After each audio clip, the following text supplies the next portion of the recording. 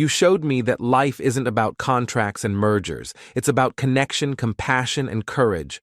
All things you taught me just by being you. Those words weren't spoken in a boardroom. They were whispered in a quiet diner under dimmed lights by a billionaire CEO on one knee asking his fake wife to marry him. For real. What started as a 90-day business arrangement between two strangers, Noah Carter, a guarded man who didn't believe in love, and Elise Bennett, a struggling artist just trying to save her family, quickly unraveled into something neither of them expected: real feelings, real fears, and ultimately, a real love story. From cold contracts to stolen kisses, from staged events to raw confessions. This is not just another romance. This is about how the most unexpected beginnings can lead to the most unforgettable love. If you believe in love that grows in silence, heals through vulnerability, and endures beyond every condition, then this story is for you. Don't forget to like, share, and subscribe to Soul Luck Stories for more heart-stirring tales like this one. Now let's begin. The skyline of Manhattan gleamed like a painting beyond the crystal windows of Aiden Cross's office. From the 40th floor, the city below looked small, insignificant, but inside the boardroom, tension hung heavy. Clara Monroe, sharp in every sense, tapped her nails against the glass table. "The Tanaka deal is nearly locked in," she said. "But there's one issue," they keep circling back to. Aiden's voice was calm, flat. "Which is your personal life," replied Richard Lang, the oldest member, "or rather your lack of one." Aiden's jaw flexed. "That has nothing to do with business." "Usually, yes," Clara agreed. "But they're traditional family-focused. They want to partner with someone who shares those values. They want to see stability added. James Blake. And they'll be in New York for the next 3 months. You want me to pretend I have a wife?" Aiden concluded, his tone unreadable. "Not pretend. Just look the part," Clara said. "You have 90 days. After that, they make their final call." When the room emptied, Aiden loosened his tie and poured himself a drink. Amber Scotch steady in his hand. Billion-dollar success now hinged on how convincingly he could sell an illusion. His phone lit up. A text from his sister, Maya. "Dinner tonight. You've been too quiet." He sighed and typed back, 8 o'clock. My place across town in a modest apartment in Brooklyn. Elise Carter, 26, stared at a laptop screen where the electric bill glowed in angry red. From the next room, her teenage brother called. "Did you drop off your portfolio today?" "Yeah, Mason," she answered brightly, minimizing the bill. "They said they'll call soon." She didn't say the agency had already filled the role, or that her inbox now held 3 more rejections, or that Mason's latest hospital bill had pushed them even deeper into debt. She walked to the fridge, almost empty. She hadn't eaten again, but Mason needed the nutrition more than she did. The apartment door creaked. Their mother came in weary from a double shift. "Any luck?" she asked gently. Elise forced a smile. "Not yet, but something's coming." And just as she said it, her phone rang. Unknown. "Number hello?" "Elise," a familiar voice said. "It's Maya Cross, her college roommate." The one she hadn't heard from in years. "Maya, I know it's random," Maya said, "but I might have a strange opportunity for you. It could solve a lot of problems." Elise glanced at the bills, then at Mason's worn-out inhaler. "I'm listening," she said. "Let's meet tomorrow. Noon. Wear something sharp." Elise hung up, heart uncertain but curious. Elsewhere, Maya sent another text. "Aiden, I've found someone who just might be perfect." The apartment door clicked shut, just as Elise's mother dropped her bag with a tired sigh. Any word she asked, eyes filled with quiet hope. Elise gave her the usual smile. "Not yet, but something will come through." It was the same promise she repeated every week, an anchor in a sea of uncertainty. Her phone buzzed. Unknown caller. "Hello, Elise. It's Maya Cross." Elise's tired face lit up. Maya had been her college roommate back before Elise dropped out to care for Mason. They'd kept in touch, though their lives had gone in opposite directions. Maya. Wow, it's been forever. I know I'm terrible. Maya chuckled. Listen, are you free tomorrow for coffee? I have something unusual to run by you. Elise glanced at the stack of unpaid bills, the nearly bare fridge, the empty bottle of Mason's medication. Honestly, unusual is exactly what I need right now. Great Noon, Central Garden Cafe, and Elise. Wear something nice. When the call ended, Elise stared at her phone, puzzled. She had no idea that across Manhattan Maya was making another call, one that would flip both their lives upside down. Aiden, Maya said into her headset as she gazed out the tall office windows. I think I've found the answer. For you and for her. The next day, the cafe buzzed with lunch-hour chatter. Elise stepped inside her nerves, bundled beneath the only blazer she owned. Navy blue, slightly faded, paired with dark jeans and a white blouse. It was the same outfit she'd worn to Maya's graduation. Maya stood to wave her over, glowing as always in a dress Elise couldn't even guess the price of. But the man sitting beside her, Elise recognized him instantly. Aiden Cross. The Aiden Cross, CEO of Crossworth Group, ruthless, brilliant, and currently watching her like she was a business proposal. Elise, Maya greeted, pulling her into a quick hug. You look great. Thanks for lying, Elise replied with a chuckle. You know this is my forever blazer. Aiden stood Elise Carter. It wasn't a question. He'd clearly done his research. Just Elise, she corrected, shaking his hand. His grip was steady. Firm, unreadable please, he said, motioning to the chair across from him. She sat acutely aware that the cost of his watch could probably pay her rent for half a year. I'll be direct, Aiden said. After the waitress took their orders, I need a wife. Elise choked on her water. You what? A temporary one, he clarified. Calm as ever, 90 days. Maya jumped in. He needs to appear married for a business deal. It's all for show. Elise blinked, waiting for the joke. None came. And you thought of me. Because you need financial help, Aiden said, straight to the point. And I'm offering generous compensation. In return, I need someone reliable. Private, convincing. Elise's amusement faded. She turned to Maya, brows raised. I told him about Mason. Maya admitted, lowering her voice. And your situation. You had no right. Elise replied, her face flushing with heat. No, she didn't. Aiden agreed, surprising her. But I'm glad she did. I need someone sharp, composed, someone who won't crack under pressure. She believes that's you. Their food arrived, but Elise could barely look at it. You want me to act like your doting wife for 3 months? Yes. In return, I'll wire $500,000 to your account. First half up front, the rest at the end. The number hung in the air like thunder. Elise thought of Mason's medication. Her mother's double shifts. The looming eviction notice on their kitchen table. What exactly, she asked slowly, would that wife need to do? What exactly does this involve? Elise asked, her voice steadier than her racing heart. You'll move into my residence. Aiden replied calmly. Attend events with me. Be seen in public as a couple. Project the image of a stable relationship. He leaned back, his tone cool and distant. Privately, our lives remain separate. I have no interest in complicating this with entanglements. Elise narrowed her eyes. Entanglements?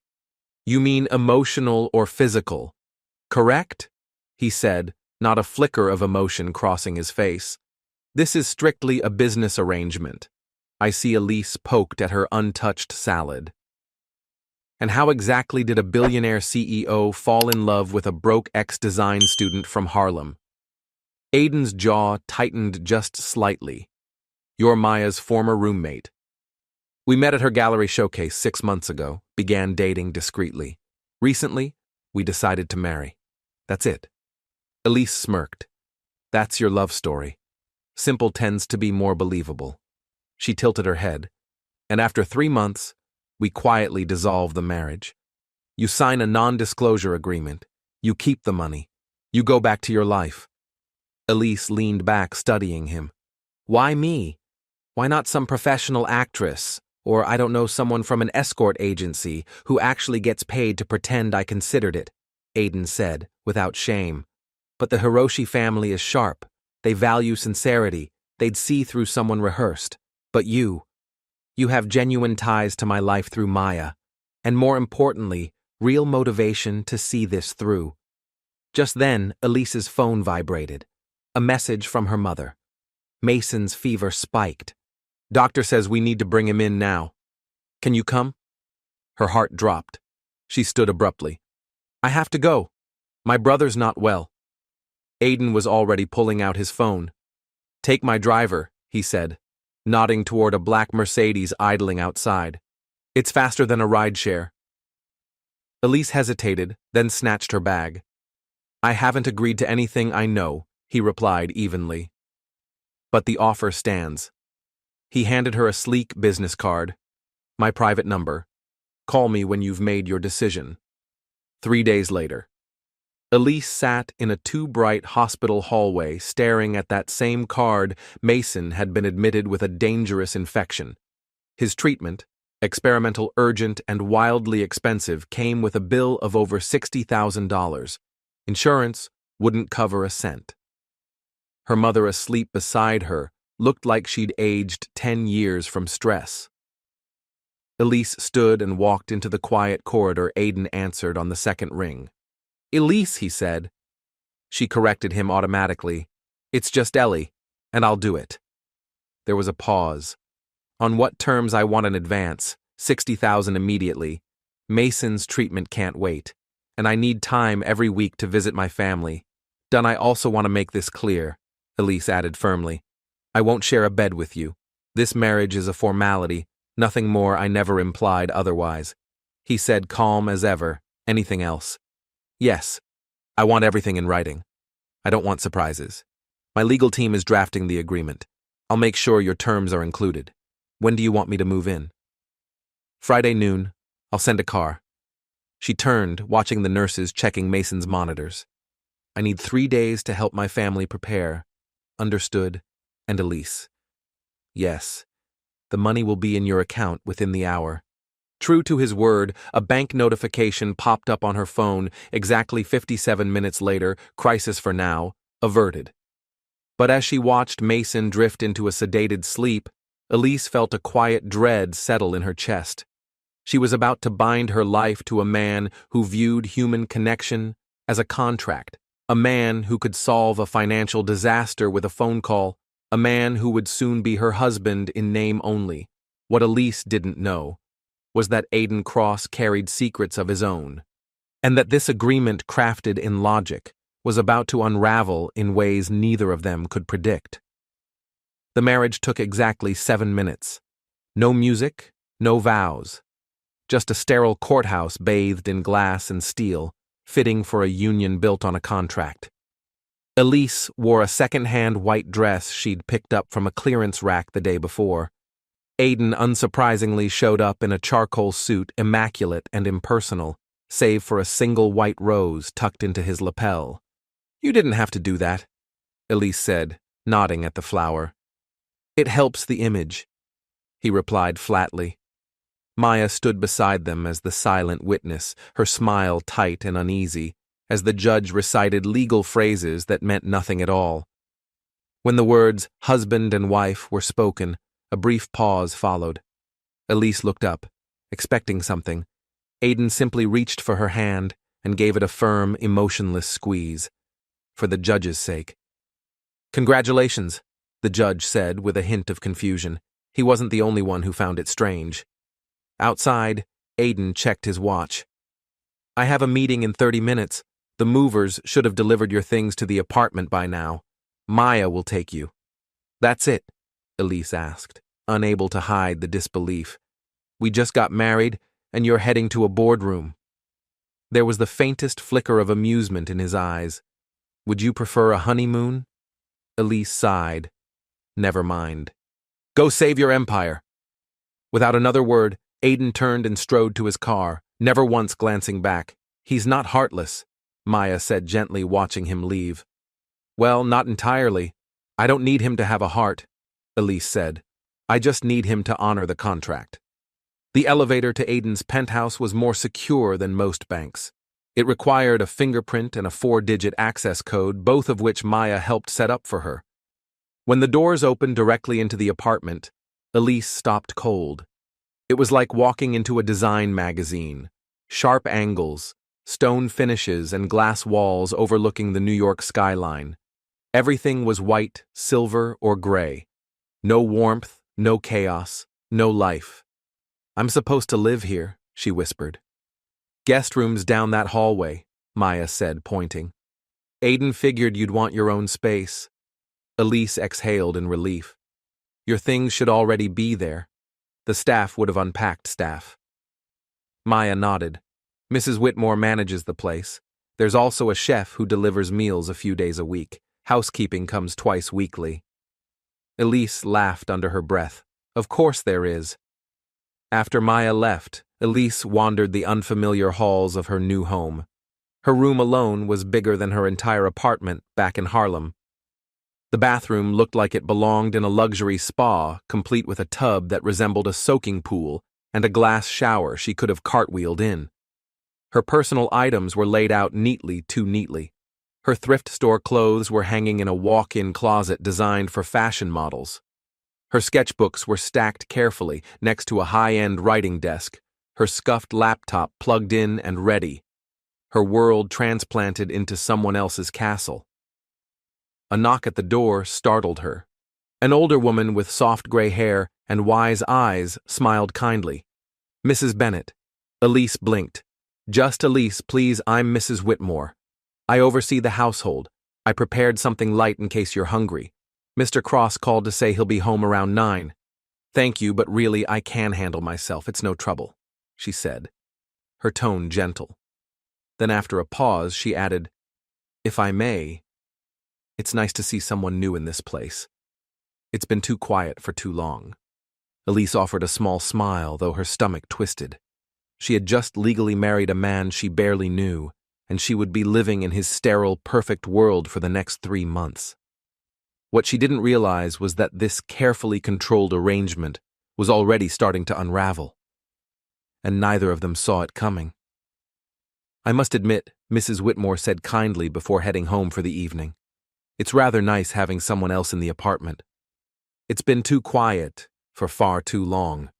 Once she left, Elise wandered into the sleek, silent kitchen where a perfectly plated meal waited pan-seared salmon, roasted potatoes, and steamed asparagus.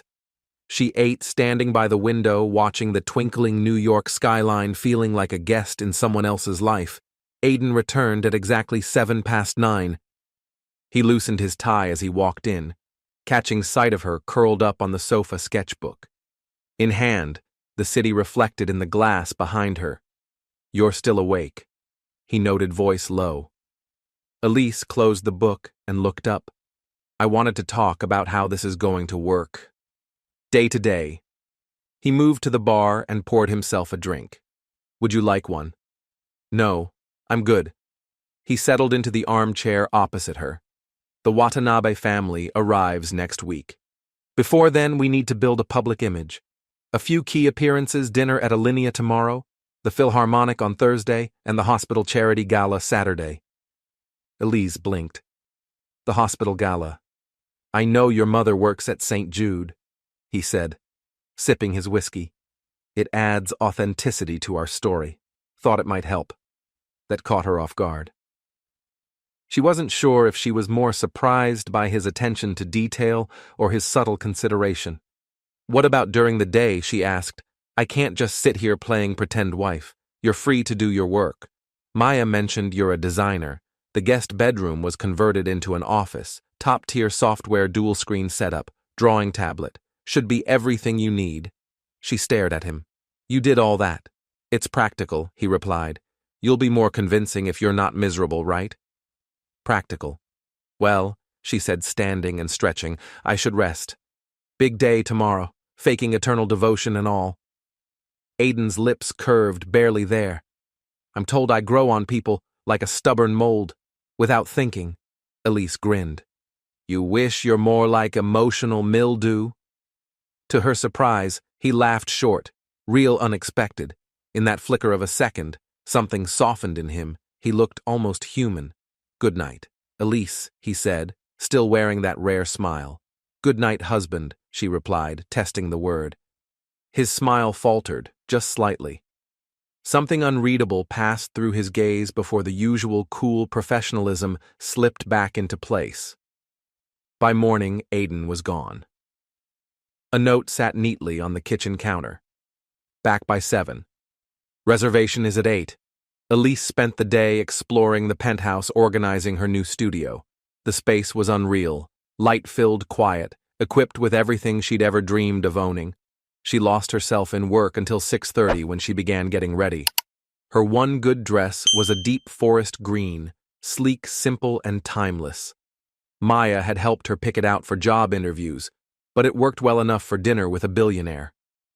As she put on the final touch of lip color, her phone buzzed. "Max, how's the palace?" He teased, his voice stronger than it had been in weeks.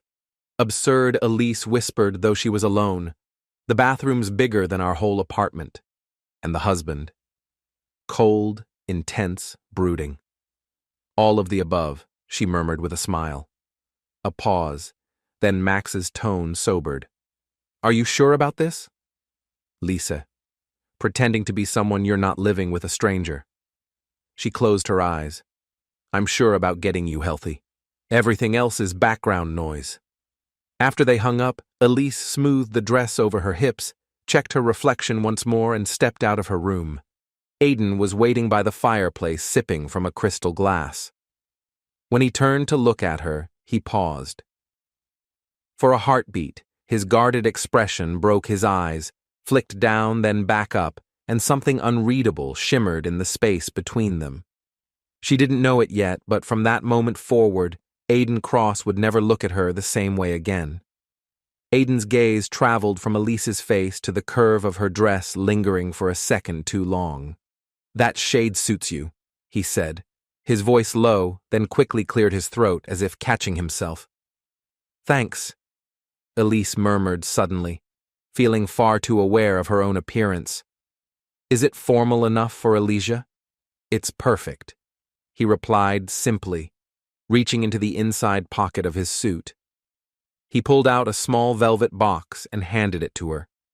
Inside rested 2 rings, a platinum wedding band and an engagement ring crowned with a radiant diamond that danced beneath the light. Elise blinked. "Is this real?" Aiden frowned. "Of course it's real.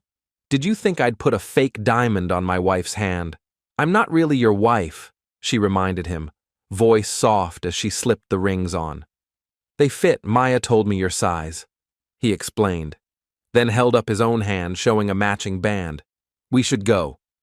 The car's downstairs. In the mirrored walls of the elevator, their reflection stared back at them, him in a suit that looked custom-crafted for his frame, her in a dress that made her feel braver than she was. On their hands, symbols of a love that didn't exist. They looked like a couple, but the silence between them felt heavy and undeniable. Unexpectedly, Aiden spoke. "My parents had a marriage built on necessity." Elise glanced at him, surprised by the personal tone. "My father needed the Whitmore fortune. My mother needed his empire." He continued, eyes not leaving the descending numbers. "They stayed married, but hated each other until the end." "Is that why you've avoided relationships?" Elise asked gently. Aiden's eyes met hers in the mirror. Something shadowed behind them. "It's one of many reasons." The elevator opened before she could ask more. As they walked through the lobby, he placed a hand lightly on the small of her back. His touch was gentle, brief, but strangely grounding. Elise was startled by how easily it came, how unforced it felt, and judging by the sudden stiffness in his shoulders, he hadn't meant for it to feel natural either.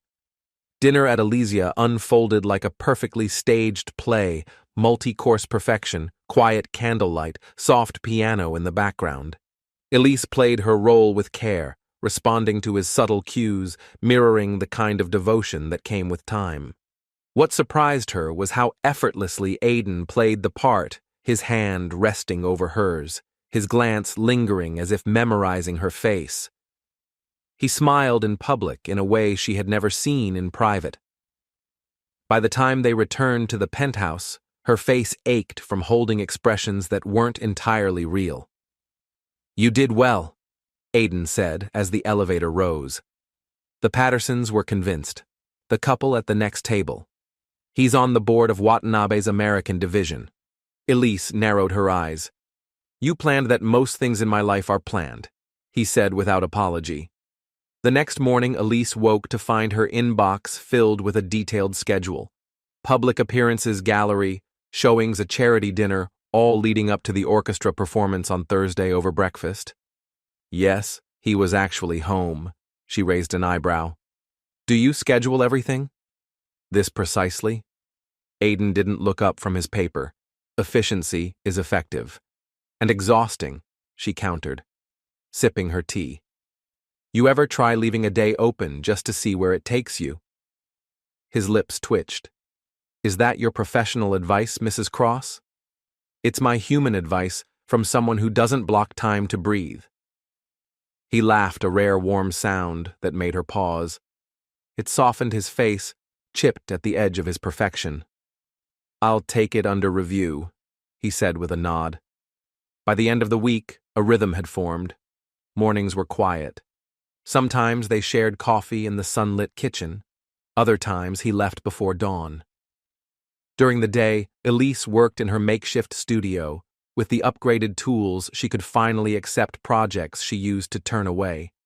Her creativity blossomed, and for once, her work didn't feel like survival. It felt like purpose. Evenings were a different life. Public dinners, hand-in-hand appearances, carefully rehearsed smiles. Together, they were the image of a powerful, enviable love story. On Wednesday afternoon, as she wandered the penthouse during a rare lull, Elise found herself wondering something strange. What would it be like if none of this were pretend? Elise was wrapping up a call with a client when she noticed it water trailing out from beneath a door she'd never seen open, the only locked one in the entire penthouse. Later that evening, curiosity got the better of her. "What's behind that room at the end of the hall?" she asked over dinner. Aiden paused mid-bite. "It's private." Elise raised her hands. "Didn't mean to pry." He nodded, but his silence after that lingered longer than the conversation had. The next afternoon, Elise returned earlier than expected from a meeting. As she set her keys down, her eyes caught the same trickle of water, only now it had spread further, pooling on the polished floor. Her heart lurched. Without thinking twice, she dialed Aiden.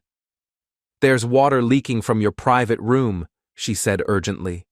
A string of muffled curses came through the line before he responded, "Top drawer of my study. The key's there." She found it, rushed back, and unlocked the door. What she walked into stopped her in her tracks. An art studio. Sunlight poured in through a high window, illuminating canvases propped against the walls, landscapes, abstracts, quiet portraits that hummed with emotion. A splash of water had soaked the corner of the room. A pipe under the sink had burst. She moved quickly, shutting off the valve and mopping up what she could. Most of the art had been spared, but water had splashed onto the large covered canvas, standing at the center. She carefully dabbed it dry accidentally, pulling back the cloth. It was a portrait, a woman's face, warm and kind, painted with astonishing tenderness. It was her Aiden's mother. Elise had seen her in photographs in Maya's apartment, but this was more than a likeness. This was love, grief, memory, and something Elise couldn't quite name. "What are you doing?" Aiden's voice was sharp and sudden. She turned, startled, the towel still in her hand. The pipe burst. "I didn't know what else to do." He brushed past her, his attention drawn instantly to the portrait. His fingers hovered above the canvas, tense and careful. "It's not ruined," she offered softly. He exhaled. "No, you did the right thing." The admission was reluctant but sincere. Elise stepped beside him, looking at the paintings. "I didn't know you painted." "Most people don't." His voice was tight. I keep it that way. They're beautiful, she said quietly. He turned toward her, genuinely surprised. They're flawed. Incomplete. They're honest, she said. That one, especially. She nodded to the portrait. My mother, he murmured. She passed when I was 16. Elise felt her chest tighten. I lost my father at 19, she said. It shifts everything. He looked at her then, and for the first time, the distance between them didn't feel deliberate. It felt like something they were both tired of carrying. Yes, he said, it does. For a while, neither spoke. The sound of the dripping pipe, their soaked socks, the smell of old paint. It all faded beneath the quiet understanding blooming between them. The evening of the Northwestern Memorial Gala arrived. Elise stood frozen in her closet. I have nothing to wear to a gala, she hissed into her phone. Check again, Maya's voice replied mysteriously. And there it was, a garment bag she hadn't noticed before. Inside a deep midnight blue gown that shimmered softly when it caught the light, paired with matching heels and a delicate clutch. A pinned note in neat script read, "For appearances." But Elise felt deep down that it meant something more. When she stepped into the living room, Aiden was standing near the windows, his back to her. He turned at the sound of her heels and stopped. For a heartbeat, he didn't say a word. His eyes moved from her face to the neckline of the dress and back again. There was something vulnerable in that moment, something unscripted. He cleared his throat. The dress fits. Elise smiled faintly, pretending not to notice the way his gaze lingered. Good, she said, steadying herself. We wouldn't want to disappoint the crowd, but neither of them could deny it. Something had changed, and it had nothing to do with contracts. The moment Elise stepped into the ballroom, she felt swallowed by glitter and gold. Crystal chandeliers sparkled overhead, the air filled with murmured conversations and the soft clink of champagne glasses. Every pair of eyes seemed to find her. Not her exactly, but the woman who'd married Aiden Sterling, Chicago's most elusive billionaire. Aiden didn't leave her side. His hand rested lightly on her lower back, guiding her through introductions with disarming ease. Just breathe, he whispered at one point, his voice low and steady. You're doing fine. Elise nodded, grateful for the anchor he unexpectedly provided, when she spotted her mother across the room, still in her nurse's scrubs, trying to blend into a sea of designer gowns. Elise hesitated. She's here, she murmured. She's my mother-in-law, Aiden said simply. We should say hello. To her surprise, he was sincere and kind. He praised her mother's work in pediatric care and without blinking promised a generous donation to her hospital's children's wing. Later, as he stepped away to get drinks, Elise's mother leaned in. He's not what I expected. Elise smiled faintly. He surprises me too. When the music changed, Aiden held out his hand. Dance with me. Elise hesitated, then nodded. On the floor, he moved with quiet confidence, guiding her as if the two of them had done this for years. Where did you learn to dance like this? She asked. Prep school, he replied. Obligatory, ballroom training. Elise chuckled. I had to watch YouTube the night before my cousin's wedding. Aiden smiled, really smiled, his eyes crinkling just slightly.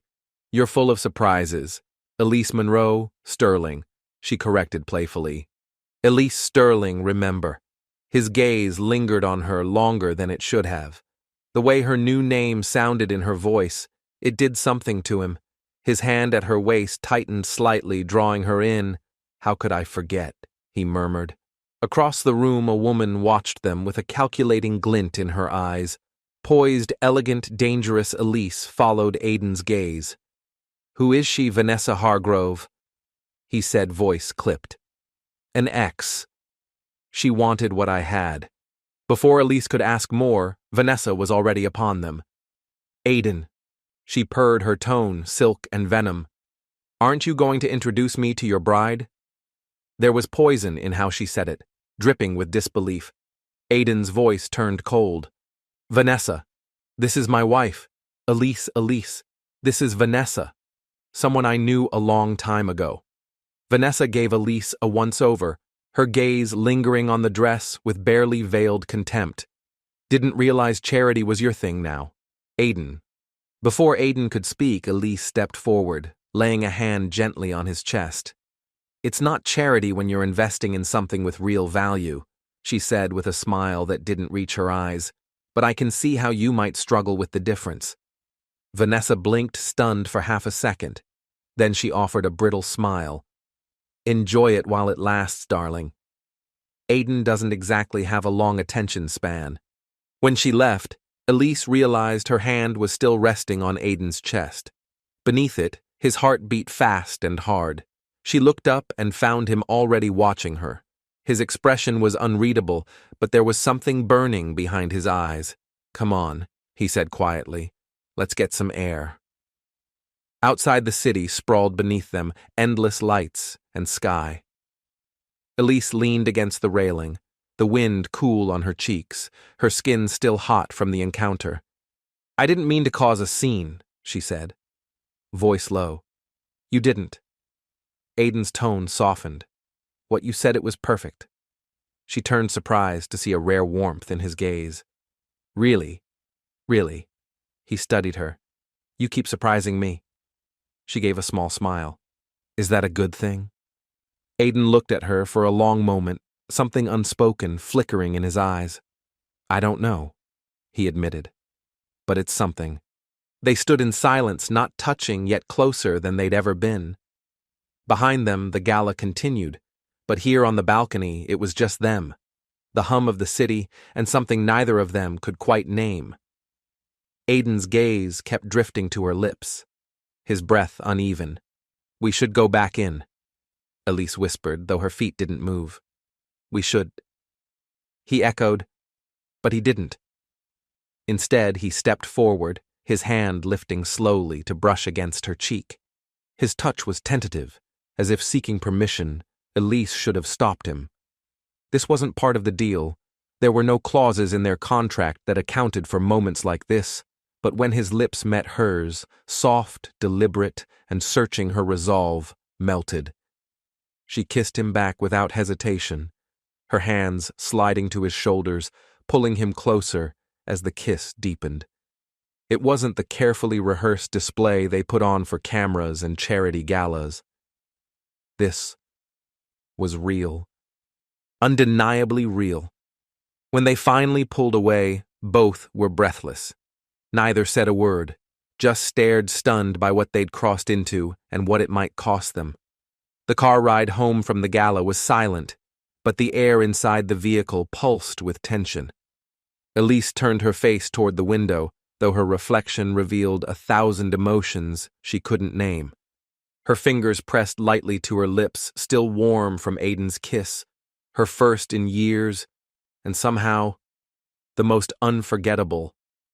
Beside her, Aiden sat stone still, save for the slight twitch in his jaw and the restless tap of his fingers against his knee. When the car finally eased to a stop outside the building, Aiden broke the silence. We should talk, Elise nodded. Yes, upstairs. In the penthouse, she slipped off her heels. Aiden tugged at his tie, and for a fleeting second, the casual intimacy of the gesture made Elise feel like they were something more than strangers bound by ink and signatures. Drink, he asked, already reaching for the whiskey. Yes, please. He handed her a glass. The warmth of the liquor burned its way down her throat, grounding her. That kiss Aiden started carefully measured was unexpected. That's one word for it, Elise replied, her voice tight. I didn't intend to cross any lines. If I did, I apologize. She stared at him over the rim of her glass. Did you mean it? The question seemed to take him off guard. Aiden hesitated, rare for him. I don't know what I meant, he admitted finally. That's not an answer. It's the truth. He set his drink down and exhaled. This entire arrangement is getting more complicated than it was supposed to be. A small, tired laugh escaped Elise. You're just figuring that out. He almost smiled. Almost. We agreed on boundaries, he said we did. Elise nodded. But that was before. Before what? Before I got to know you. Aiden's expression tightened. You don't know me, Elise. But I'm starting to, she said quietly. You paint portraits of your mother, even though no one knows. You donate anonymously to the hospital where my mom works. You check in on Mrs. Whitaker when she's having a bad day, even if you pretend not to care. He looked away, his guard rising. I see through the mask. Aiden. And what I see is someone who's scared of what feelings can do. He bristled. That's presumptuous, am I wrong? Instead of answering, he turned the question back on her. And what about you? What are you hiding behind all this? The shift caught her off guard. Elise lowered her glass, walked to the sofa, and sank into it. Security, she said softly. The chance to help Max. The peace of knowing I can finally breathe for a while. She hesitated, then added, but maybe I'm hiding from relationships too. From all the parts that never made sense to me. Aiden sat beside her, keeping just enough distance to remind her this wasn't meant to be personal, and yet it was. I've never been good at love, she confessed. I gave everything I had to my family. Dates always fell through. No one ever stuck around once they realized my life wasn't convenient. She paused.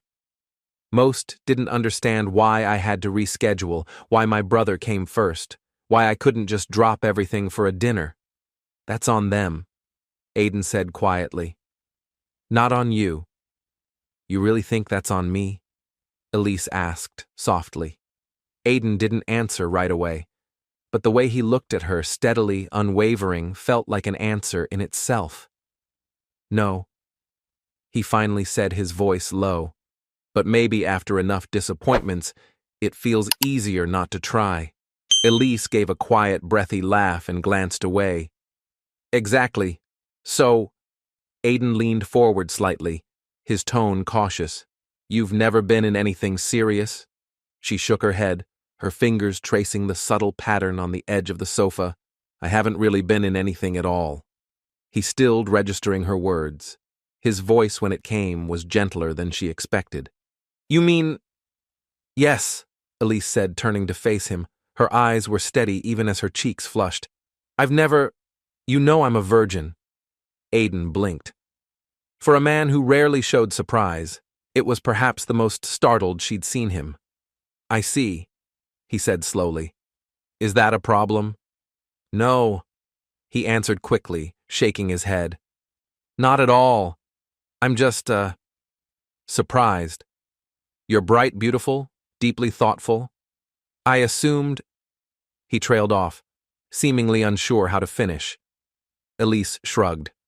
Life got complicated. I was always taking care of someone else. That part of life just never happened.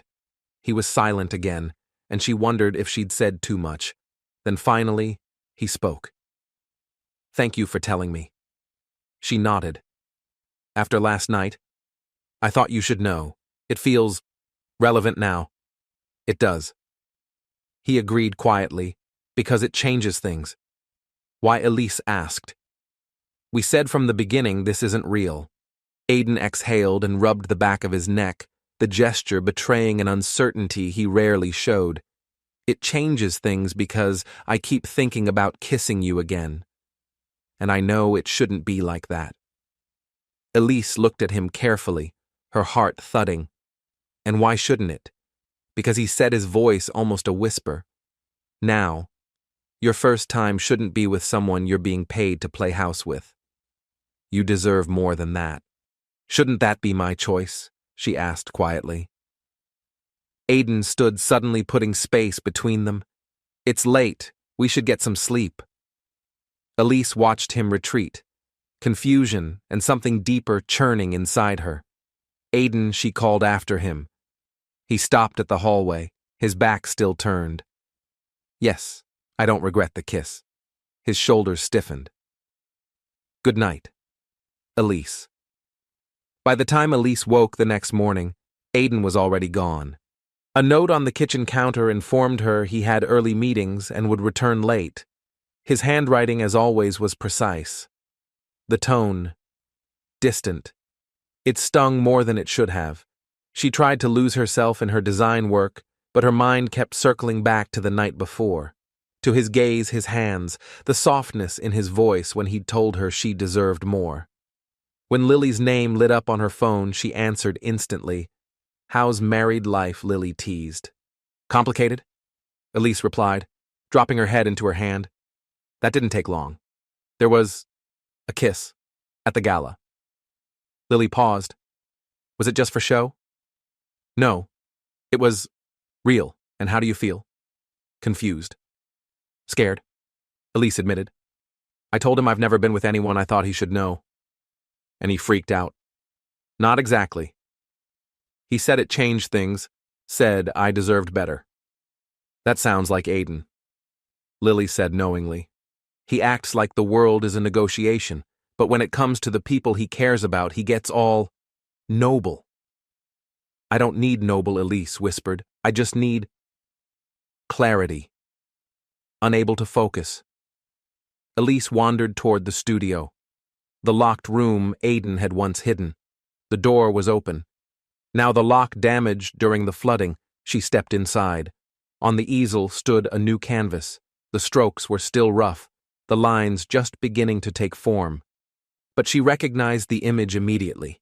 It was her, standing on the balcony in the deep blue gown looking out over the city. It took her breath away. She backed out of the room, her pulse quickening. She didn't know what it meant, but it meant something. Later that evening, Aiden stepped into the penthouse, the city lights behind him. Elise was waiting in the living room, heart racing, not with fear, but with something far more dangerous. Hope. Aiden's expression was unreadable as Elise stood to face him. We need to talk, she said quietly. About what I saw it, she said. The painting. The one of me. His jaw tightened instantly. You shouldn't have gone in there. The door wasn't locked, she replied, stepping closer. I didn't go snooping. I just found it. Why are you painting me, Aiden? He looked away, slowly, setting his briefcase down. Buying time. I paint what stays with me. And I stay with you more than I should. He admitted, barely above a whisper. Elise felt something shift. Last night, you walked away from me, why I was trying to do the right thing. For who, she asked, gently. For you, he snapped more sharply than intended. This arrangement, it's temporary, Elise. In 8 weeks, it ends.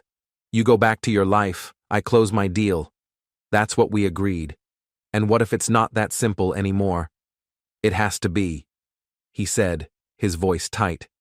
I don't do relationships, not real ones. Because of your parents. His expression shuddered. Because real relationships fall apart, they distract you, they get messy, they hurt. So you'd rather be alone forever than risk feeling something. I'd rather stick to what I can control, he said. She took a breath. Like your feelings for me. The question was quiet, but landed with force. He didn't respond right away, just stood still, the muscles in his jaw twitching. What I feel doesn't matter, it matters to me. He stepped closer, the tension in the air, thick. And what you want, a brief affair. Something we both regret when this ends. She didn't flinch. Why are you so certain you wouldn't be the one left hurting? That caught him off guard. He turned away, walking to the window, hands in his pockets. His voice dropped. I can't give you what you deserve. Elise. She joined him at the window. Maybe I'm not asking for forever. Maybe I just want this moment to be real. Aiden looked down at her. For a second, the careful walls behind his eyes wavered, desire, fear, hope, all flickering through at once. You don't know what you're asking for. I'm 27, she said, her voice steady. I know what I want. I know what I feel. And your heart. She placed her hand on his chest, right over the steady rhythm of his heartbeat. That's my risk to take. He covered her hand with his grip, warm, tender. That's where you're wrong, he whispered. Your heart is already in my hands. Before she could speak again, a sharp ringtone cut through the moment. He exhaled heavily. The Nakamura call. He muttered, recognizing the distinct tone he'd assigned for business. He looked at her once more, regret and longing warring behind his eyes. I have to take this. Elise stepped back, arms wrapping around herself. We're not finished talking. No, he said, voice rough. We're not. As he disappeared into his office, she stood by the window staring out at the city that had once felt so distant, so impossible. Somehow, she had found something real in the most unreal place imaginable. And now, she didn't know how to protect her heart from it. The Nakamura dinner was scheduled for Friday evening at Aiden's penthouse. An intimate gathering meant to sell the illusion of a warm, grounded home. And for that, Elise knew she had to play her part flawlessly. The rest of the week passed in a blur. Business consumed Aiden's time, leaving their earlier conversation suspended like unfinished music. They circled each other with careful distance, neither sure how to cross the space between what had been spoken and what hadn't. So Elise focused on preparation. She collaborated with the private chef on a menu that merged Japanese and Western elements with grace. She filled the apartment with soft, fragrant floral arrangements, researched cultural etiquette, and even memorized a few greetings in Japanese, wanting everything to feel genuine. Even if their hearts were still trying to figure out what was real.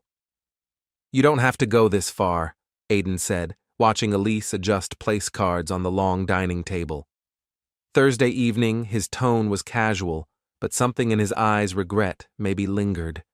I'm here to help you succeed, aren't I? She replied, simply smoothing a napkin crease. He looked at her for a moment longer than necessary, then nodded. Yes, I suppose you are.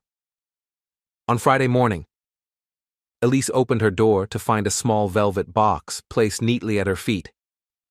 Inside lay a single-strand pearl necklace, delicate and luminous. Nestled beside it, a handwritten note. For tonight, thank you for everything. The words were polite, but they stirred something in her that politeness rarely did. She was fastening the necklace around her neck, admiring its soft shimmer against her skin, when her phone rang. It was Max's doctor. The news sent her heart soaring. The new treatment was working better than expected. His numbers were stabilizing. His strength was returning. Elated Elise rushed down the hall toward Aiden's study, eager to share the joy with the one person who'd made the treatment possible. But as she neared the office, she paused. The door was slightly ajar. His voice carried through low, controlled, but laced with tension.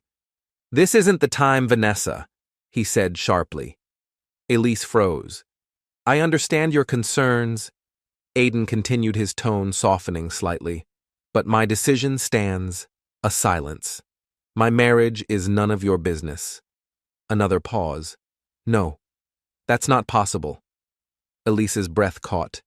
Was he talking about them? And then came the part that lodged a sharp ache in her chest. I can't deny that Aiden said, his voice barely above a whisper, but it changes nothing. The ache turned to lead. What couldn't he deny? That he still felt something for her. I'll see you Monday at 2. At the office, not here, he added firmly. After that, we're done. The finality of his words was clear, but it didn't settle the knot forming in Elise's stomach. She backed away the joy about Max, forgotten the necklace around her throat, suddenly feeling too heavy, too much. That evening, the penthouse gleamed with soft lighting and quiet elegance, a perfect backdrop for impressing the prestigious Nakamura family. Elise played her role flawlessly, warm, intelligent, devoted. She charmed them with ease, even gifting a hand-drawn thank you card in Japanese that made Mrs. Nakamura's eyes shine with delight. Your wife is a treasure, Mr. Stephen, Mr. Nakamura said, as they prepared to leave. Aiden smiled, placing his hand lightly at the small of Elise's back. I know, she reminds me every day. The warmth in his voice should have melted her, but she felt nothing but a growing hollowness. As soon as the guests were gone, Elise began gathering the dishes, needing something to keep her hands and heart occupied. "Let the staff handle that," Aiden said gently. "You were incredible tonight." "Thank you," she replied coolly, not meeting his eyes. He frowned. "Elise." "What's wrong?" "Nothing." She reached for another plate. "Elise," he took the dishes from her hands and set them down. "Talk to me."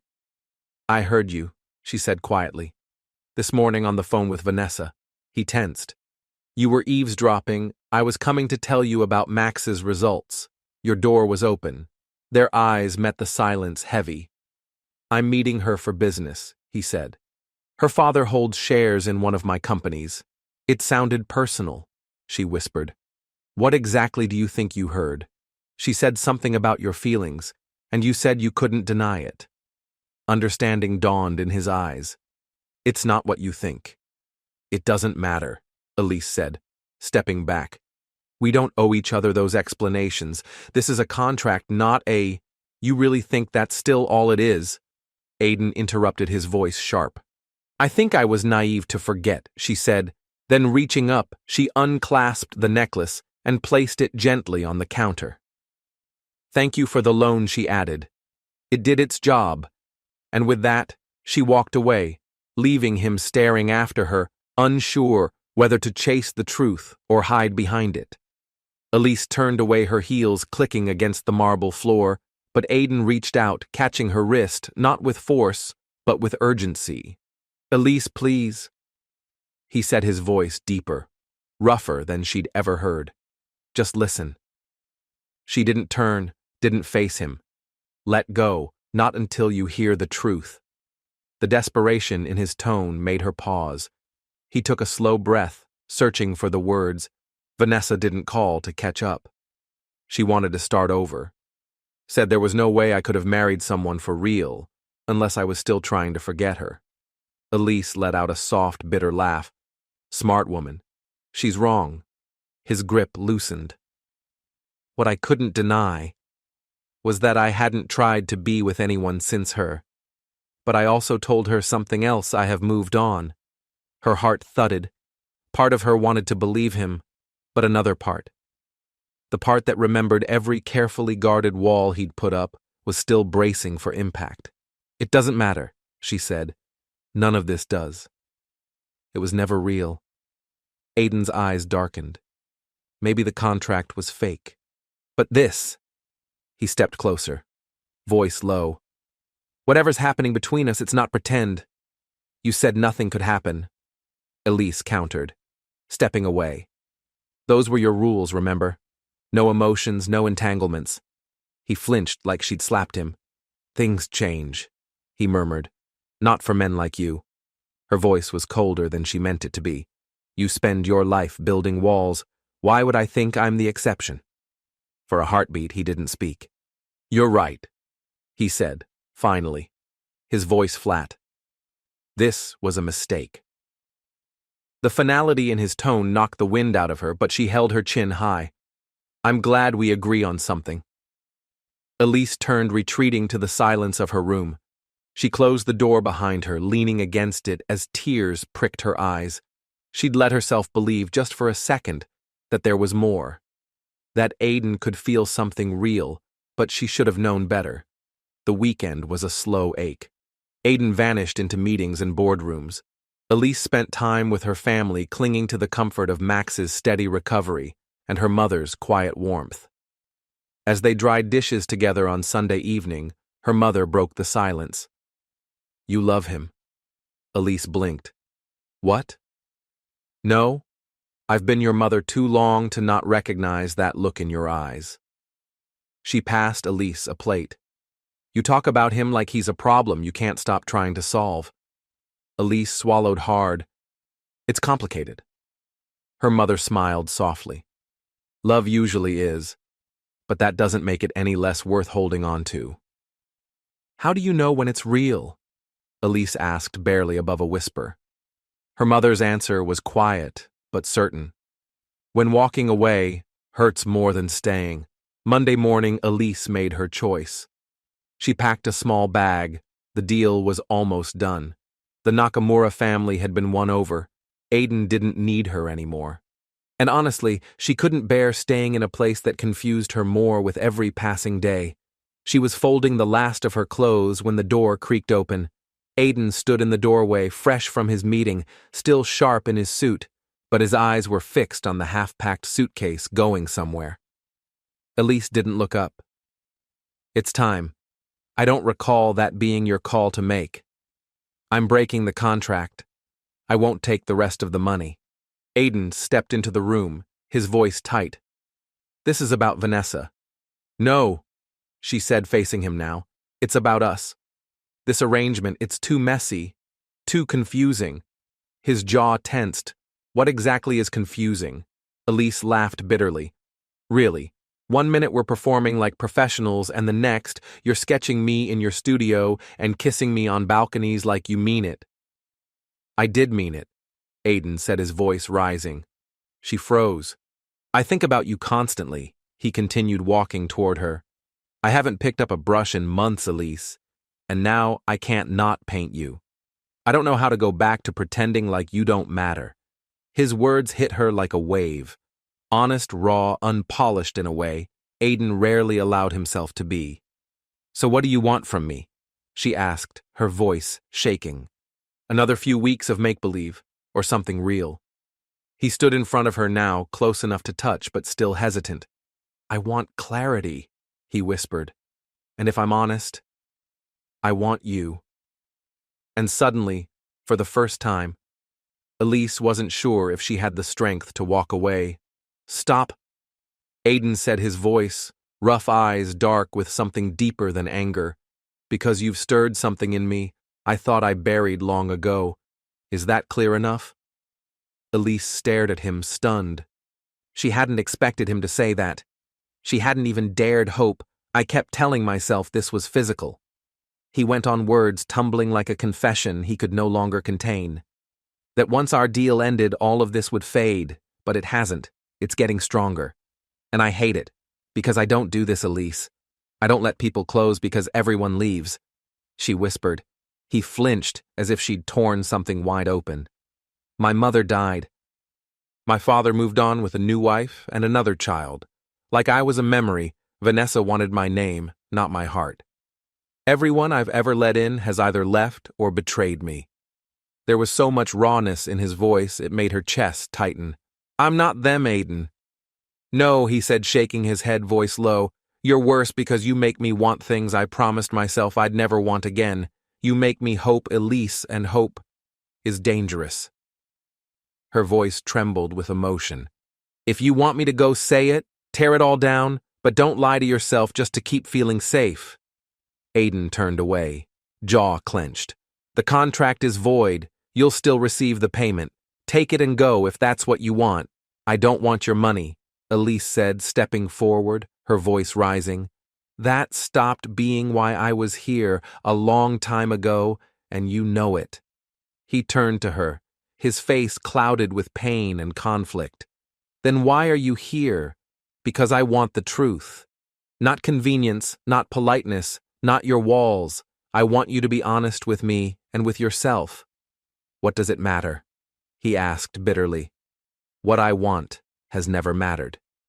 "It matters to me," Elise said, close enough now that he could see the fierce honesty in her eyes. "Tell me what you want. Not what makes sense. Not what's strategic. What do you want, Aiden?" There was silence, deep, heavy, then his voice hoarse, breaking. "I want you, not because of a contract, not for a merger. I want you in my life, in my arms, in every version of my future. I want things I never thought I deserved." Elise felt her breath catch. "Why do you think you don't deserve them?" she asked softly. "Because I don't know how to love. I'll mess this up. I will hurt you eventually." "Maybe I'll hurt you too," she replied. "That's what love risks, but I'd rather try and fall than run and always wonder what could have been." He stared at her, like she was sunlight breaking through storm clouds. Then he whispered the words that finally shattered his last defense. I don't want to lose you. Her heart broke a little at the vulnerability in his voice. Then stop pushing me away, and if we fail, then at least we were brave enough to try. Slowly, as if unsure it was allowed, he reached up and touched her cheek. The gesture was so tender, so reverent, it made her heart ache. I don't want you to leave, he murmured. Then ask me to stay, she whispered, not as your contract wife, as me. Time seemed to pause, and then barely audible, but clear as day. Stay, he said, please. And that one word, please, spoken by a man who had built his life on control and distance, undid everything. The contract no longer mattered. The roles, the performances, all of it faded. What was left was two hearts standing bare before each other, finally choosing not to pretend. The next morning, as the soft light spilled through the penthouse windows, Elise sat at the kitchen counter. I need to visit my family, she said gently. Just for a few days. Max has a follow-up appointment. I promised I'd be there. Aiden stood silently across from her, his posture unreadable, but his eyes gave him away. When will you come back? He asked quietly. It was such a simple question, but behind it was a silent plea. Will you come back to me? Elise reached for his hand. Soon, she promised, but when I do, I need us to be all in. No more halfway. Aiden nodded once, then I'll wait. And as she stepped into the elevator, neither of them knew exactly what the future held. But for the first time, they were walking toward it, not as strangers, but as something more. Friday Elise suggested, hesitating slightly. If that's okay. Aiden gave a soft nod. This is your home too. For as long as you want it to be. The word home hung in the air. No longer a practical term in a temporary arrangement, it had begun to mean something entirely different. Something real. Something lasting. As Elise quietly packed her suitcase this time, not out of fear, but by choice. Aiden stood in the doorway, leaning on the frame as though unsure whether to come closer. Elise, he said softly. She looked up. Yes. We're not pretending anymore, are we? There was a vulnerability in his voice that disarmed her completely.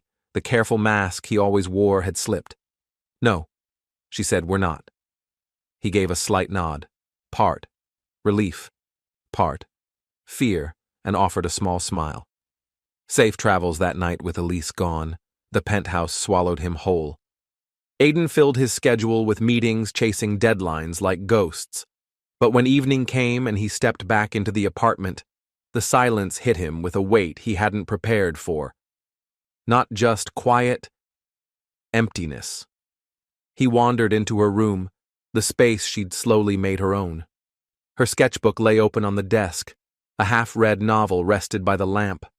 A cardigan hung casually on the back of her chair, and the scent of her light floral lingered in the air like a memory. He sat on the edge of her bed and stared into the stillness. A month ago, he wouldn't have noticed the difference. Now he felt the absence of her, like a missing part of himself. His phone buzzed. It was Lily. How's it going with Elise? He stared at the message thumb hovering over the keyboard before finally typing, She's visiting her family. I asked her to stay when she comes back. Not for the contract. For me, Lily's response was immediate. Finally. And she said yes. But I don't know what happens next. You figure it out together, big brother. That's what love is. Love, a word he'd spent years running from, suddenly felt like the only thing that made sense. The next day, he found himself back in the studio, staring at the unfinished painting of Elise brush in hand. He lost himself in the quiet work, shading in the flecks of her eyes, the gentle curve of her mouth, the softness of her presence. By the time he stepped back, it wasn't just her likeness on the canvas. Somehow, without realizing it, he'd painted the way she made him feel safe. Seen whole. That night he called her, Is everything okay? she asked, her voice laced with concern. Aiden exhaled the sound, soft, almost fragile. Yes, I just wanted to hear your voice. There was a pause, then a quiet, warm response. I'm glad you called. They talked for over an hour about Max's progress, her current project, the weird soup her mom had made, nothing earth-shattering. But when they said goodnight, Aiden felt lighter than he had in years. On the third day, he stopped denying it. He missed her. He missed her laugh echoing down the hall, her sketches scattered on the coffee table, the way she mocked his color-coded planner and then smiled like she was proud of him anyway. He wandered into a room he rarely entered, his father's old study. In the back of a drawer tucked in a velvet box was his mother's engagement ring, a deep emerald surrounded by tiny diamonds. She'd left it for him with a note he'd never been brave enough to read until now. For when you find the one who makes your heart feel like home, he'd never thought he'd use it. Until Elise. That evening he dialed Lily. I need to see you, he said. What's going on? I think I'm in love with her, he confessed. Voice trembling. Lily didn't even hesitate. You think she said laughter and relief dancing in her tone. Aiden, you're already gone. She's the one, isn't she?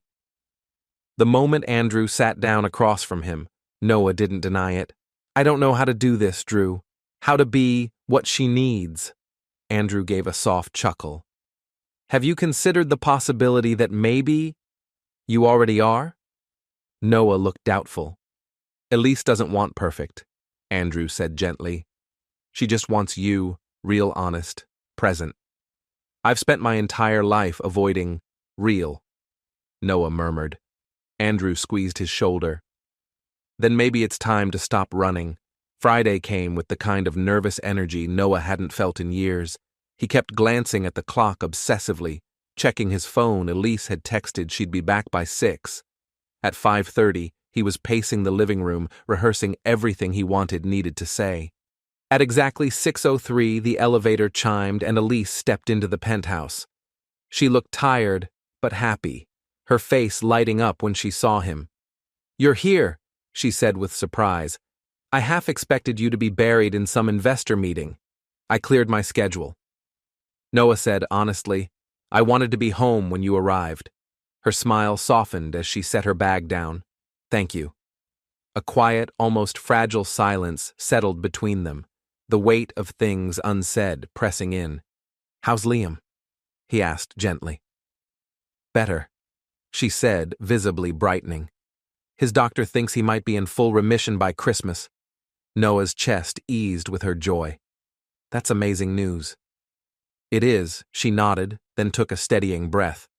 Noah, while I was gone, I did a lot of thinking. Me too, he replied quietly. And there are things I should have told you a long time ago. He motioned toward the sofa. They sat close enough to touch, but both hesitating. Noah was the first to speak. My parents' marriage. It wasn't just a formality. It was toxic. He began, voice tight. My father was all about control image. Everything had to serve a purpose. My mother, she was the opposite. Creative kind, full of life. But he crushed that out of her. Elise sat in silence, listening as the cracks in his walls began to show. She got sick when I was 17. Cancer. My dad had already moved on by then. Literally. He started a new family while she was dying. His voice broke slightly. I promised myself that day I'd never be like him, that I'd never use someone or pretend to love just to get something in return. You're not him, Elise said gently. I was, Noah admitted. At least at the start. Our arrangement. It was a transaction. I needed you. You needed the money. But then, he looked into her eyes. Somewhere along the way, you became real to me, and that scared the hell out of me. Because I've spent every year since she died making sure I'd never need anyone again. His voice cracked as he added, But I need you, Elise. And I don't know how to live in this place anymore, if you're not here. Elise's eyes widened, shimmering with emotion. Noah held up a hand gently. Let me finish. He took a breath, steadying himself. I'm not good at this. At feelings, at vulnerability. But you make me want to try. You make me believe I could be more than a man behind a desk. You make me want a life. Her voice was barely above a whisper.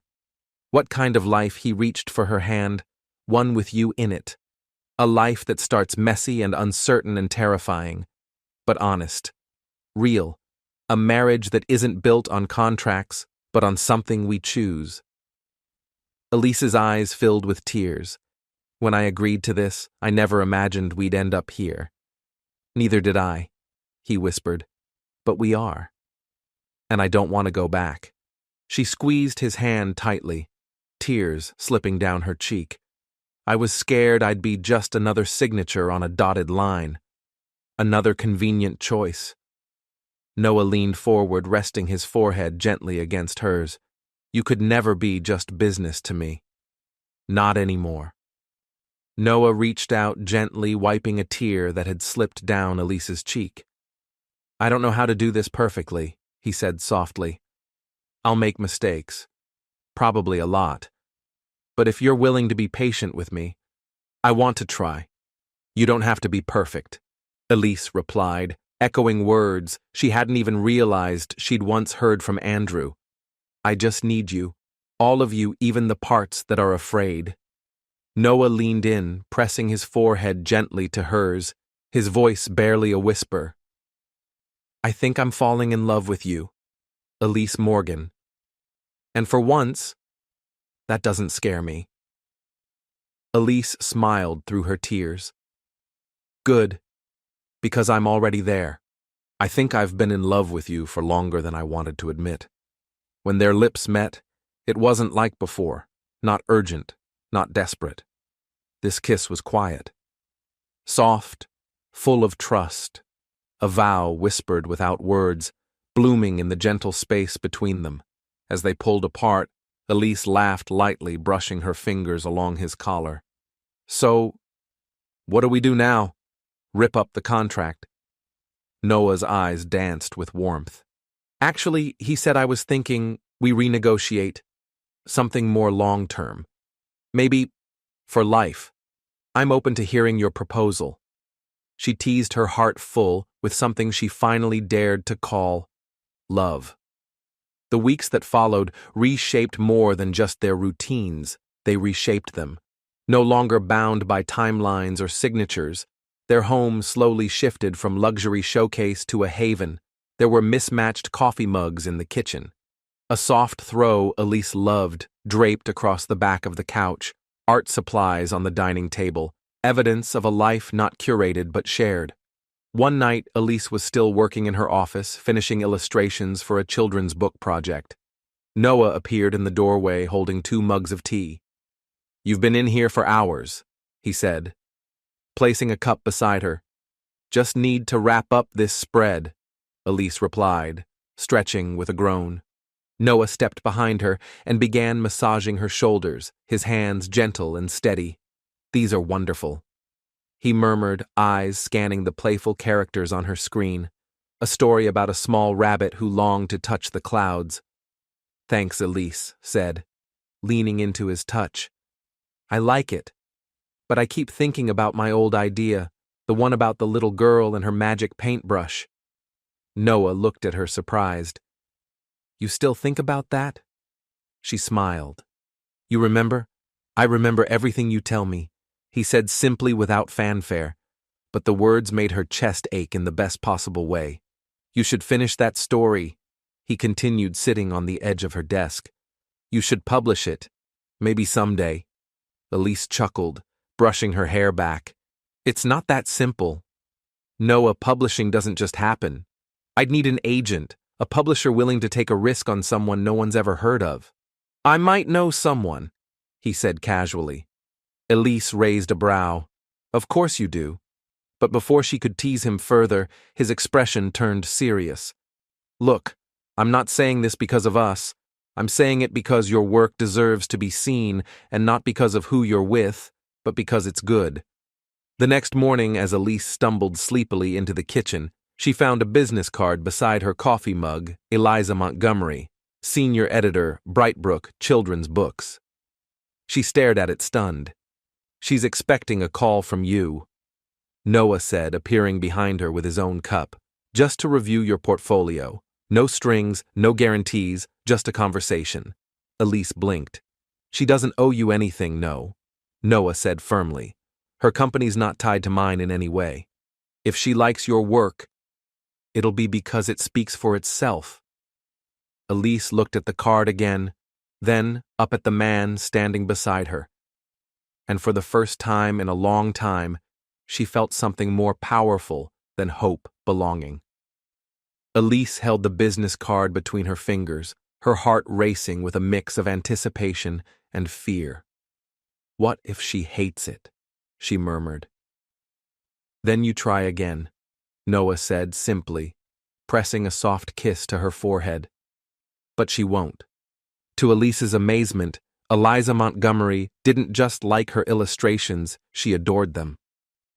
The concept for Mia and her magic brush struck a chord, and within 2 weeks, Elise was signing her first official publishing contract. "I still can't believe this is real," she whispered to Noah that night as they toasted with champagne under the stars. "This has been my dream since I was 7. You made it real." Noah replied, his voice low and full of pride. "This is your talent, your vision. But you believed in me enough to open the right doors," Elise said, placing her glass down and meeting his gaze. "You put your name on the line for me. I'd do it again," Noah said quietly. "Seeing you succeed, it means more than any deal I've ever closed." She studied him in the soft glow of the balcony lights. This man who had once been all edges and armor now standing in front of her with his heart wide open. "You're not the same man I met 2 months ago?" she said softly. A gentle smile tugged at his lips. "Maybe that's because 2 months ago I hadn't met you." With that, Elise stepped into his arms, the world fading around them. "I love you," she said. No fear, no hesitation. Noah froze for half a second, then cupped her face as if she were something fragile and precious. "I love you too." He breathed emotion, roughening his voice. "More than I ever thought I could." The kiss that followed wasn't passionate or rushed. It was steady and sure, like a vow spoken without words. When they finally pulled apart, Elise rested her head against his chest, letting the sound of his heartbeat settle her.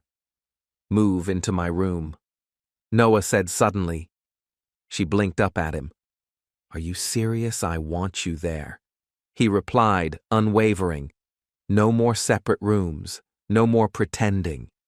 I want to fall asleep beside you every night, and wake up beside you every morning for as long as you'll let me." That night, in the quiet stillness of their now shared bed, Elise lay beside the man who had started out as a stranger in a carefully orchestrated charade. Somehow, in the midst of lies, a deeper truth had taken root, from debt and struggle, to dreams within reach, from solitude, to love, all of it, because she had taken a leap with a man she never imagined she'd fall for. Do you believe love can begin in the most unexpected places? Subscribe to Soul Luck Stories for more heartfelt journeys of unlikely beginnings and life-changing connections. As their bond deepened, a quiet question lingered between them, the ticking clock of their original 90-day contract. Despite their love, despite sharing a home and a life, the terms still hovered in the background. One night as they sat reviewing the final pages of Elise's children's book, she finally voiced the thought, "What happens when the contract ends?" Noah looked up slowly, confusion flickering across his face. "You mean legally?" She nodded. "Our marriage was supposed to last 90 days. After that, we file the papers. You get your merger. I walk away." His jaw tightened. "Is that what you want?" "No," Elise said quickly. "God, no." "But what about the Nakamuras?" They're going back to Tokyo after the merger is signed next week, he said gently. Whatever happens to our marriage after that, that's our decision, no one else's. So, she hesitated, we just stay married. Unless you're dying to divorce me. He teased a flicker of uncertainty, hiding beneath the smile. Elise tilted her head, her voice soft but sure. Not even a little.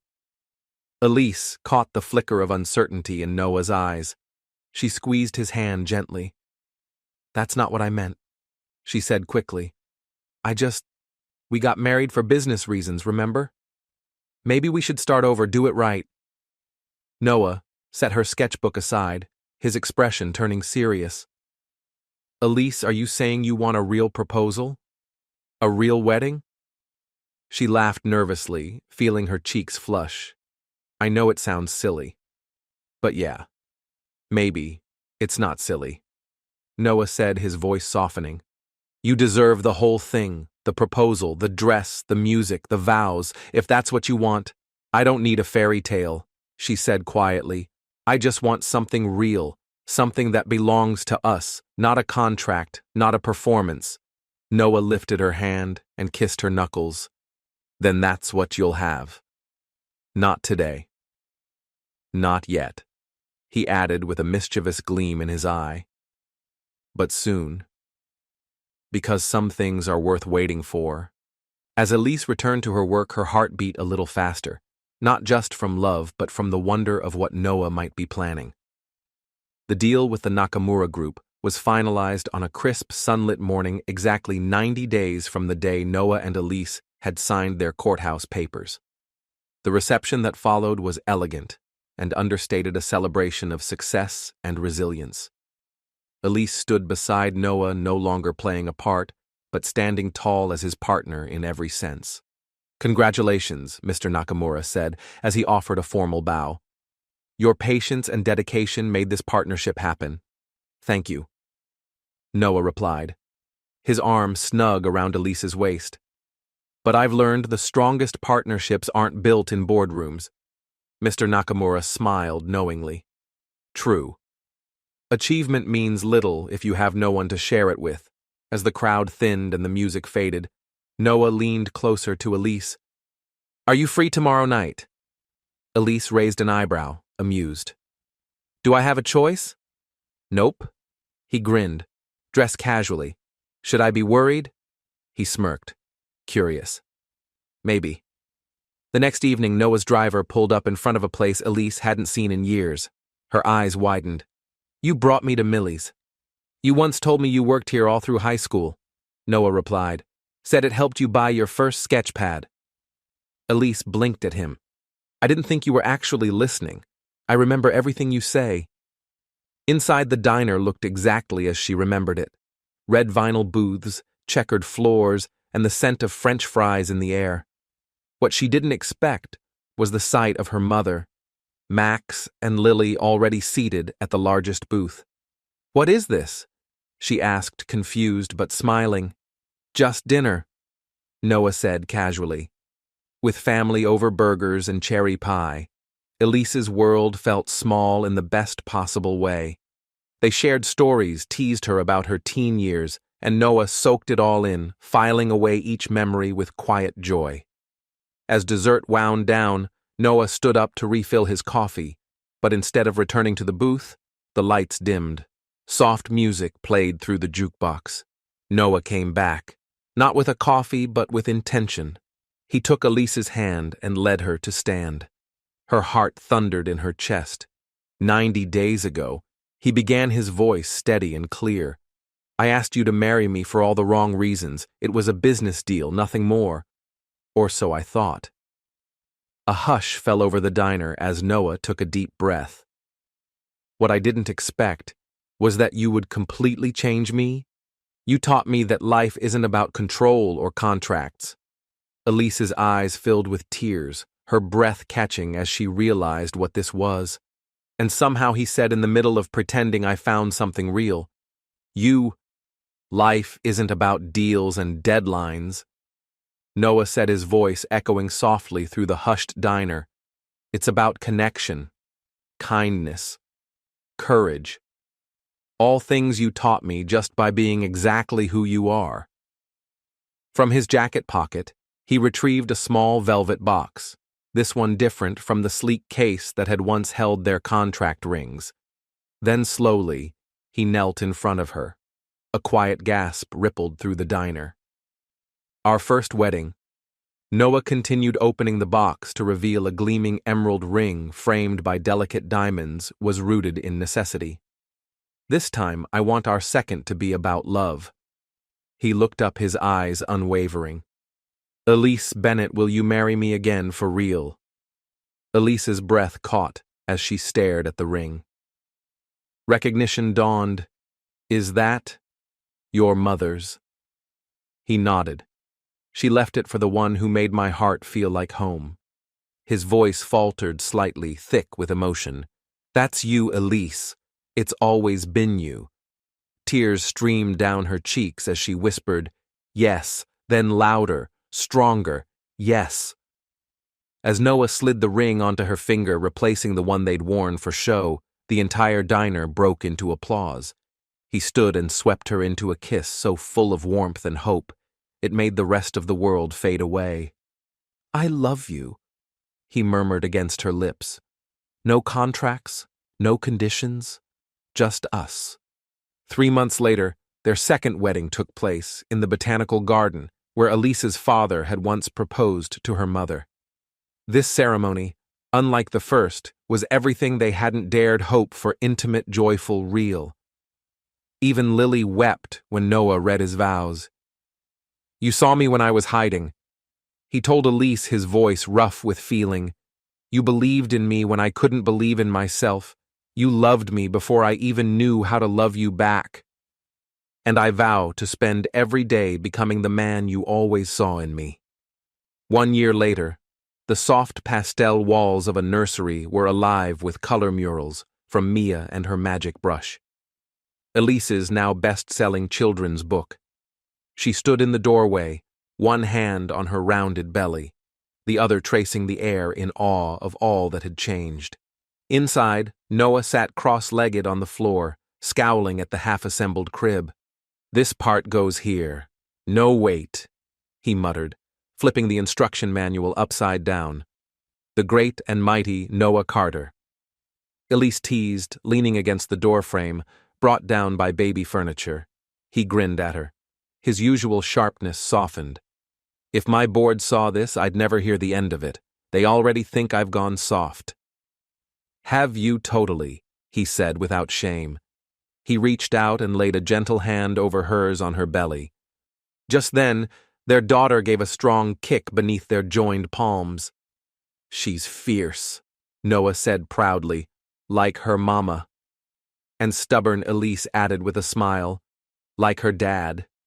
He agreed, pulling her into his arms with careful tenderness. She rested her head against his chest, listening to the beat of a heart she'd once sworn she'd never fall for. Did you ever imagine, she asked quietly, that this is where we'd end up? When you handed me that contract. Not in a million years, Noah said, but I wouldn't change a single second, not even the part where you were cold and impossible. Maybe just shorten that phase, he joked, making her laugh. They sat in peaceful silence as the golden afternoon light spilled across the nursery floor. I love you, Mrs. Carter. I love you too, Mr. Carter, she whispered. The contract may have expired, but this. We're just getting started. And in that quiet moment, surrounded by the life they were building, Elise knew with certainty sometimes the most unexpected beginnings lead to the most extraordinary love stories. Of course. Here's your outro, crafted in a warm, emotional tone to leave a lasting impression on the audience. From a contract signed in silence to a love story spoken in every unguarded moment. Noah and Elise's journey reminds us that sometimes the heart finds its way through the most unlikely paths. What began as a lie became their truth. What started as a deal became their destiny. And in the end, it wasn't the contract that defined them, but the love they dared to fight for. If this story touched your heart, even just a little, please like the video, share it with someone who still believes in love, and subscribe to Soul Lux Stories for more deeply moving tales that remind us love doesn't always arrive when we expect it, but it always finds a way. Thank you for being here. See you in the next story.